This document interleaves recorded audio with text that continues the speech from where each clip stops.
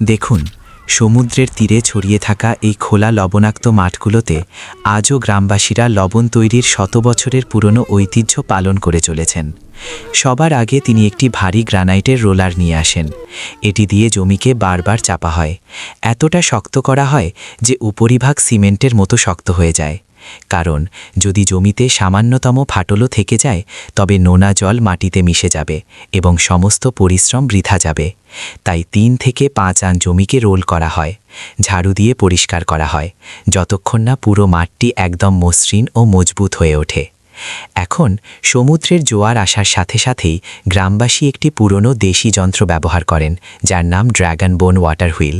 এটি কোনো মেশিন নয়, বরং মানুষের শক্তিতে চালিত একটি পাম্প। পায়ের সাহায্যে প্যাডেল ঘুরিয়ে তিনি সমুদ্রের জলকে নিচু নালা থেকে উপরে তৈরি করা বাষ্পীভবন পুকুরগুলোতে পৌঁছে দেন।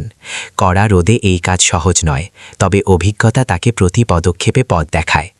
এরপর জলে মেশানো হয় পুরনো লবণের ছোট ছোট ক্রিস্টাল, যেগুলোকে লবণের বীজ বলা হয়, যাতে নতুন লবণ দ্রুত এবং সঠিক আকারে জমে।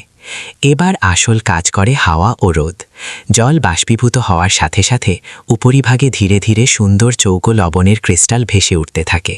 এবার ফসল তোলার সময় গ্রামবাসী একটি চওড়া কাঠের রেক দিয়ে খুব হালকা হাতে লবণগুলোকে স্তূপ করে জমা করেন, কারণ সামান্য একটু বেশি চাপ দিলেই নিচের মাটি উঠে আসতে পারে এবং লবণের বিশুদ্ধ সাদা রং নষ্ট হয়ে যেতে পারে।